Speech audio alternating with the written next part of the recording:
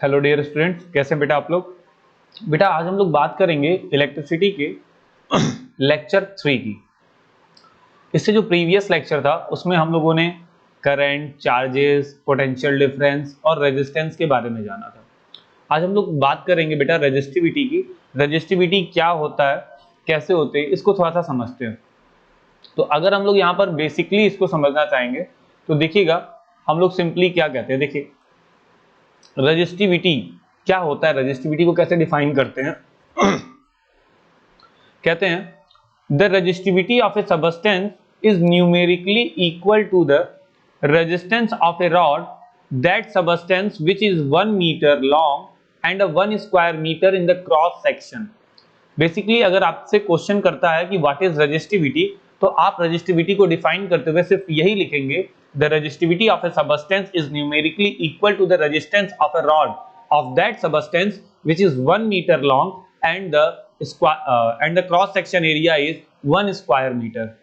यानी कि अगर कोई भी सबस्टेंस जिसकी रेजिस्टिविटी आप निकाल रहे हैं तो वो रेजिस्टिविटी उसके उस रेजिस्टेंस के न्यूमेरिकली इक्वल होगी जिसकी लेंथ 1 मीटर की हो और उस रॉड के cross section area 1 metre square का होगा। तो उसमें जो ऑफर्ड जनरेट होगा, उसमें जो रेजिस्टेंस ऑफर्ड होगा उस रेजिस्टेंस के न्यूमेरिकली इक्वल उसकी रेजिस्टिविटी होगी। Is that clear. अब ये आता कहां से, कैसे इसको कैलकुलेट करते हैं, थोड़ा सा इसको समझते हैं। देखिएगा हम लोगों ने कुछ फैक्टर्स पढ़े थे रेजिस्टेंस के। Resistance is directly proportional to the length, पहला फैक्टर ये पढ़ा था। दूसरा फैक्टर हमने ये भी देखा था कि resistance is inversely proportional to the area of cross section, ये हमने देखा था। अब हम यहां पर इन दोनों इक्वेशंस को कंबाइन करेंगे by combining equation 1 and 2। Resistance is directly proportional to the length and inversely proportional to the cross section area, ये चीजें थी। अब यहां से इस प्रोपोर्शनल के साइन को हटाने के लिए हम एक टर्म लेते हैं दैट इज कॉल्ड रो।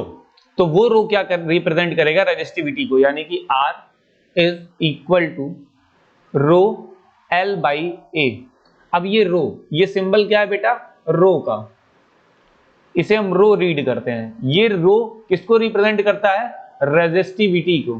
ठीक है, ये रेजिस्टिविटी को रिप्रेजेंट करेगा। ठीक है बेटा, याद रखिएगा ये रो रेजिस्टिविटी को रिप्रेजेंट करता है। ठीक है, अब यहां से अगर हम रेजिस्टिविटी को कैलकुलेट करते हैं then resistivity is equal to R into area by length, ये आता है हमारा फॉर्मूला।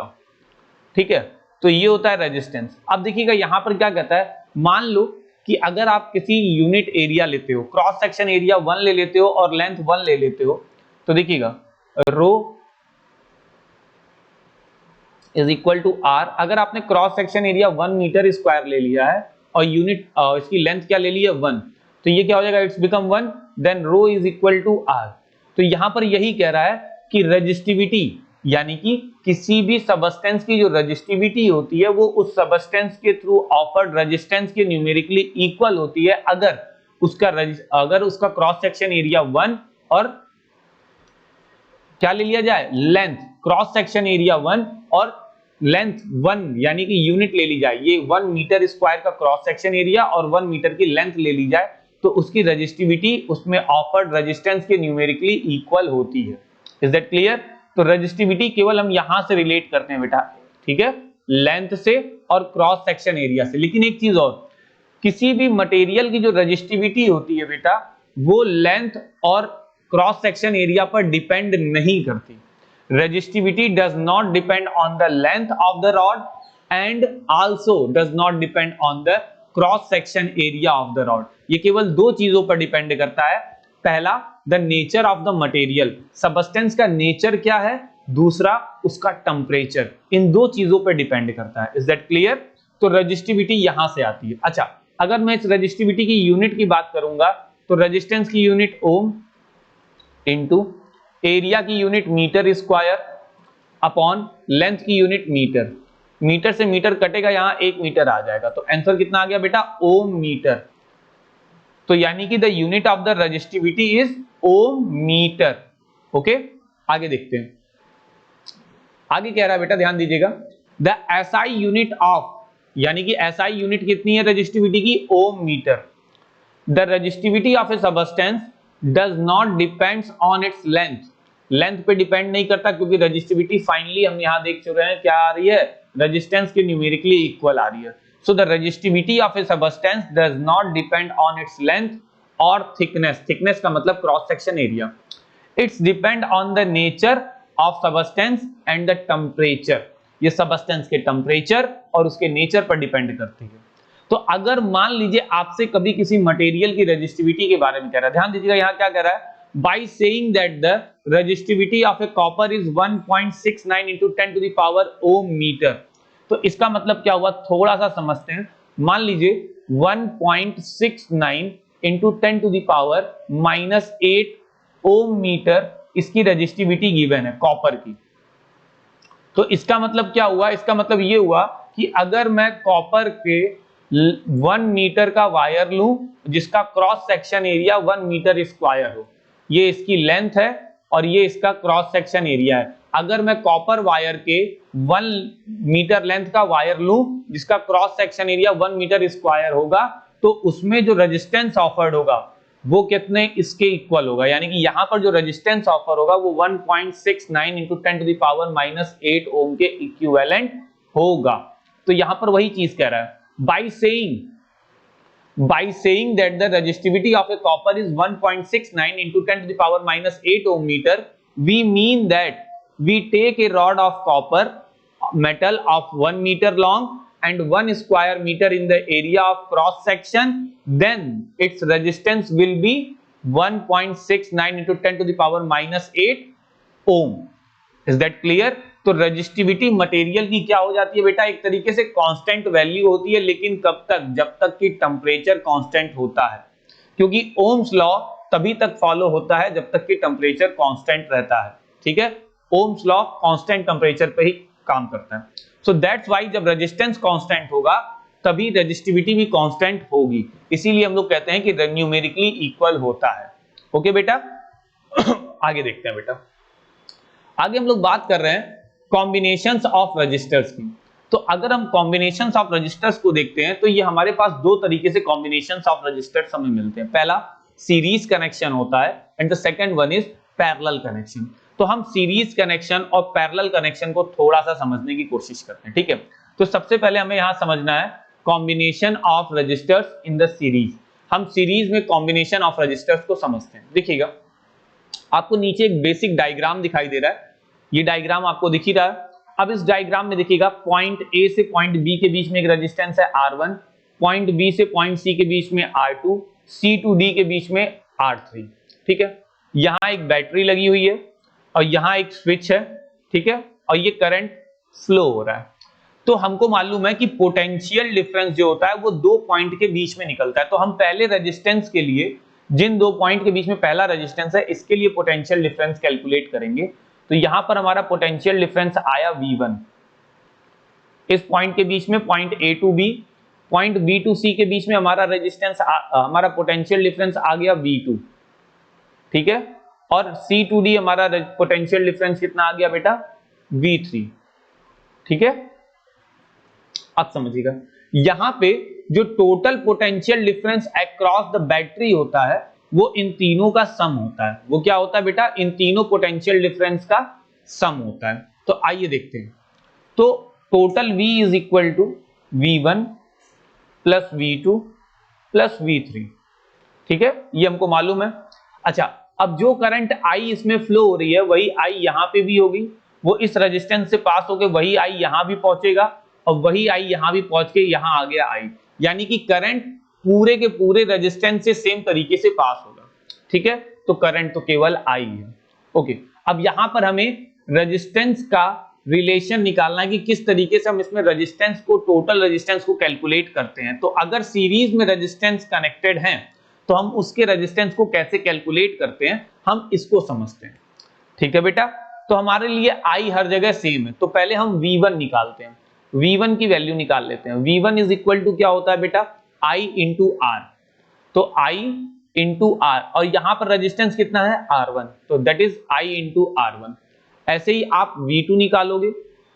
ठीक है बेटा, V2 निकाले तो क्या आ गया बेटा, I इंटू R2, ये दूसरे वाले रेजिस्टेंस के लिए। V3 कैलकुलेट करोगे, I इंटू R3, ये आ गया, ये बेसिक 3 इक्वेशंस आ गई हमारे पास 1 2 और 3।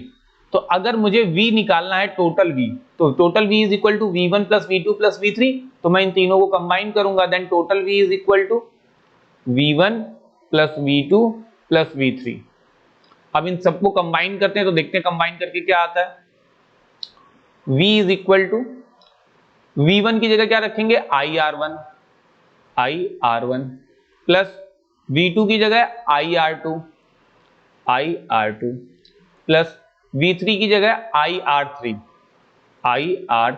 ये हो गया बेटा हमारा।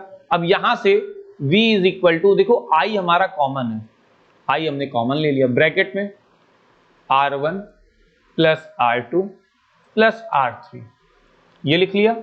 ओके, I को इस साइड ले आते हैं, V by I is equal to R1 plus R2 plus R3, ये हो गया। अब V बाई I मतलब क्या हुआ, जनरली हमको मालूम है V is equal to IR होता है, तो V बाई I का मतलब क्या हो गया बेटा R, तो ये हो गया टोटल रेजिस्टेंस। अगर मैं सर्किट का टोटल पोटेंशियल डिफरेंस और टोटल करंट निकाल रहा हूं तो यहां पे मुझे टोटल रेजिस्टेंस मिलेगा ना। तो यानी कि सर्किट का जो टोटल रेजिस्टेंस आ रहा है वो कितना आ रहा है, R1 plus R2 plus R3। हमें केवल यही कैलकुलेट करके लाना था, सीरीज कनेक्शन में हमें ये कैलकुलेट करके लाना है, एंड सो ऑन, यानी कि जितने भी रेजिस्टेंस आते जाएंगे सीरीज में, सीरीज का मतलब ये होता है कि सिंगल वायर से कनेक्टेड एंड टू एंड। ठीक है, अभी मैं आपको सर्किट दिखा के समझा देता हूं। तो टोटल R जो होगा रेजिस्टेंस का वो R1 plus R2 plus R3 होगा। Is that clear? अब सीरीज का मतलब क्या हो गया, थोड़ा सा समझिएगा कि अब ये जो रेजिस्टेंस है इसका एक एंड यहां है, इस रेजिस्टेंस का दूसरा एंड यहां है, लेकिन इस रेजिस्टेंस के यानी कि R1 के एंड से R2 के स्टार्टिंग पॉइंट यहां पर स्टार्ट हो रहा है, यानी कि एंड टू एंड ये कनेक्टेड होते हैं, एक सिंगल वायर से सारे रेजिस्टेंस कनेक्टेड हैं, दे आर कॉल्ड सीरीज। ठीक है, ये एक ही वायर से सब कुछ कनेक्टेड माना जा रहा है क्योंकि ये एंड टू एंड कनेक्ट है। ठीक है, ये जहां एंड हो रहा है वहां ये स्टार्ट हो रहा है, ये जहां एंड हो रहा है वहां R3 स्टार्ट हो रहा है। ठीक है, तो इसे बोलते हैं एंड टू एंड कनेक्शन। एक सिंगल वायर का इसमें एक तरीके से हम यूज समझ के चलते हैं कि एक सिंगल वायर में जितने रेजिस्टेंस ये ऑफर हो रहे हैं, अब ये जितने भी रेजिस्टेंस होते हैं बेटा, ये एक तरीके से इलेक्ट्रिकल एप्लियंस होते हैं। ठीक है, ये जितने भी रेजिस्टेंस R1 R2 R3 ले रहा है, ये एक इलेक्ट्रिकल एप्लियंस की बात कर रहा है यहाँ पर। ठीक है, ये कोई ना कोई इलेक्ट्रिकल एप्लियंस होते हैं। ठीक है, तो इनमें जो टोटल रेजिस्टेंस आता है along the circuit, total circuit का जो रेजिस्टेंस आएगा वो R1 plus R2 plus R3 तीनों के रेजिस्टेंस का सम आएगा total resistance. Is that clear? इसी को कहते हैं combination of register in series. Okay, तो इसके लिए अगर कहीं सीरीज में कनेक्शन है तो टोटल रेजिस्टेंस कैलकुलेट करने का तरीका होता है R1 plus R2 plus R3 directly आप कनेक्ट करिए। ओके, इसके बाद आता है पैरेलल। तो आपको यहां दिखाई दे रहा है पैरेलल कनेक्शन। तो पैरेलल कनेक्शन की बात अगर हम कर रहे हैं तो पैरेलल कनेक्शन का मतलब ये होता है कि यहां पर जो रेजिस्टेंस है वो बिटवीन द टू पॉइंट बहुत सारे रेजिस्टेंस कनेक्ट हैं, पॉइंट सेम है लेकिन उसमें बहुत सारे कनेक्टेड रेजिस्टेंस है, यानी कि वो एक तरीके से कैसे कनेक्ट हैं, पैरेलली कनेक्ट हैं। ठीक है, तो अगर आपको यहां दिखाई देगा तो देखिए एक पॉइंट A है और ये है दूसरा पॉइंट B। अब पॉइंट A और पॉइंट B के बीच में आपको तीन रेजिस्टेंस दिखाई दे रहे हैं। पहला वायर यहां से जिसमें I1 ड्रॉ हो रही है, दूसरा वायर ये रहा जिसमें I2 ड्रॉ हो रही है, तीसरा वायर I3 वाला। इसमें एक रेजिस्टेंस है R1, दूसरा रेजिस्टेंस है R2 और तीसरा रेजिस्टेंस है R3। ये तीन रेजिस्टेंस इसमें जा रहे हैं और करंट भी इस पॉइंट पर आकर तीन अलग अलग वायर में डिवाइड हो रही है। ठीक है, तो ये I1 plus I2 plus I3, फिर ये सारे के सारी करंट जब यहां तक आ रही हैं, आफ्टर देन इस B पॉइंट पर सारी करंट मिल रही है और यहां पर टोटल I आ जा रहा है, यानी कि यहां पर हर एक रेजिस्टेंस के पास अलग अमाउंट ऑफ यानी कि different amount of current separate हो रही है। यहां पर R1 के पास I नहीं आ रहा है, I1 आ रहा है, R2 के पास I2 और R3 के पास I3 आ रहा है, यानी कि अलग अलग करंट ट्रांसमिट हो रही है यहां पर। तो इस तरीके के कनेक्शन को हम लोग पैरेलल कनेक्शन बोलते हैं। तो parallel connection between the two points निकाल रहे हैं तो यहाँ R1 A और B के बीच में है, R2 A और B के बीच में है, R3 भी A और B के बीच में है। तो हम पोटेंशियल डिफरेंस पॉइंट A से B के बीच में निकालेंगे तो एक ही पोटेंशियल डिफरेंस हमारा निकलेगा, क्योंकि हम पॉइंट A और B के बीच में पोटेंशियल डिफरेंस निकाल रहे हैं ना बेटा, तो वो केवल एक ही बार आएगा। तो R1 के लिए भी V, R2 के लिए भी V और R3 के लिए भी V ही आएगा। ठीक है, आगे देखते हैं। तो अब हम यहां कैलकुलेट करते हैं सबके लिए सारी चीजें। ठीक है, अब हम यहां बेसिक कैलकुलेशन करेंगे। तो यहां पे I1 निकाल लेते हैं, I1। ठीक है, करंट का अमाउंट निकालते हैं, I1 की वैल्यू कितनी आती है। तो चलिए देखते हैं I1 की वैल्यू कितनी है। I1 की वैल्यू कितनी आती है भाई, I इज इक्वल टू क्या आता है, देखिएगा बेसिकली हमको ये मालूम है V इज इक्वल टू क्या होता है, I into R, then I is equal to क्या हो गया बेटा, V बाई R, यही हुआ। तो I is equal to V by R, potential difference V ही है और रेजिस्टेंस R1। ओके, ये हो गया equation number 1। Equation number 2, I2 V by R2, equation number 2। I3 V by R3, equation number 3। अब मैं क्या करता हूं, सर्किट के टोटल करंट I को निकालता हूं। तो टोटल करंट I का मतलब I1 plus I2 plus I3, तो ये टोटल करंट आ जाएगा बेटा। तो टोटल current I is equal to I1 plus I2 and plus I3। I is equal to V by R1 plus V by R2 plus V by R3, ये आ गया। अब यहां से क्या कॉमन लिया जा सकता है, V कॉमन ले सकते हैं। तो अगर हमने V कॉमन ले लिया तो ब्रैकेट में क्या आ गया, 1 by R1 plus 1 by R2 and plus 1 by R3, ये कॉमन आ गया। अब इस V को इस साइड भेजेंगे, then it's become I by V is equal to 1 by R1 plus 1 by R2 plus 1 by R3। अच्छा, हमको ये मालूम है V is equal to I R, then V by I is equal to R। यहां पर क्या है बेटा, I बाई V है, यहां पर क्या है I बाई V, यानी कि इसका रिसिप्रोकल। तो अगर मैं इसका रिसिप्रोकल करूंगा तो इसका भी तो रिसिप्रोकल होगा, then it is become 1 by R। तो मैं I बाई V की जगह क्या लिख सकता हूं, 1 by R is equal to 1 by R1 plus 1 by R2 and plus 1 by R3। ये हो गया हमारा पैरेलल कनेक्शन के लिए फॉर्मूला। ठीक है, ये हो गया हमारे लिए पैरेलल कनेक्शन के लिए फॉर्मूला, यानी कि अगर सर्किट में पैरेलल रजिस्टर्स कनेक्टेड हैं तो उनको कैलकुलेट करने के लिए आप 1 बाई R करके निकालते हो। 1 by total resistance is equal to 1 by the R1 plus 1 by R2 plus 1 by R3। ये तो पैरेलल के लिए आप इसका यूज करते हैं, इसको कैलकुलेट करते हैं, और सीरीज के लिए डायरेक्टली ऐड करते हैं। अगर पैरेलली ऐड करना है तो आप उसके रिसिप्रोकल्स को लेकर ऐड करेंगे और आंसर भी रिसिप्रोकल्स में आएगा। बाद में आप उसको अगेन रिसिप्रोकल करके आंसर सही से फाइंड करते हैं। इज दैट क्लियर, समझ में आया? तो अब देखिएगा इसमें क्या किया गया, वही काम किया गया जो आप कर रहे थे इतने देर से। तो सीरीज का अगर मैं देखूंगा तो सीरीज में डायरेक्टली, ध्यान दीजिएगा, सीरीज में directly R1 plus R2 plus R3 आता है, वेयर एज पैरेलल में क्या आ जाता है, 1 by R is equal to 1 by R1 plus 1 by R2 plus 1 by R3 आता है। ठीक है, ये चीज दिमाग में हमेशा रखिएगा बेटा, इसको मिस मत करिएगा, ये बहुत ही इंपॉर्टेंट चीज होती है। इसको ड्राइव करना भी आपको हमेशा आना चाहिए, प्लस इसका फॉर्मूला हमेशा दिमाग में रहना चाहिए, अदरवाइज आपसे न्यूमेरिकल्स में बहुत ज्यादा मिस्टेक्स होंगी। Is that clear? ओके, आगे देखते हैं। एक क्वेश्चन दिया है, थोड़ा सा हम इस क्वेश्चन को सॉल्व करने की कोशिश करते हैं। रेजिस्टेंस का ही क्वेश्चन है, समझने की कोशिश करते हैं। देखिएगा क्या कह रहा है, कह रहा है in the circuit shown below calculate the equivalent resistance between A and B. Point A यहां है और पॉइंट बी यहां है। पॉइंट ए और बी के बीच में टोटल रेजिस्टेंस कितना है इसको देखते हैं। तो देखिएगा, अगर मान लीजिए यहां से करंट आ रही है तो इस पॉइंट पर करंट 3 डायरेक्शन में डिवाइड हो रही है। ठीक है, तो यानी कि ये रेजिस्टेंस और ये रेजिस्टेंस और ये तीसरा रेजिस्टेंस कैसे कनेक्टेड है बेटा, पैरेलली कनेक्टेड है। ये कैसे कनेक्टेड है, पैरेलली कनेक्टेड है कि नहीं है? तो इनको पैरेलली कनेक्टेड है। ओके ठीक है, इसके साथ ये 5 डायरेक्टली कनेक्टेड है। फिर इसके बाद यहां पर करंट आके फिर 2 पार्ट में डिवाइड हो गई, अब ये आ गया, यानी कि ये और ये पैरेलली कनेक्टेड है।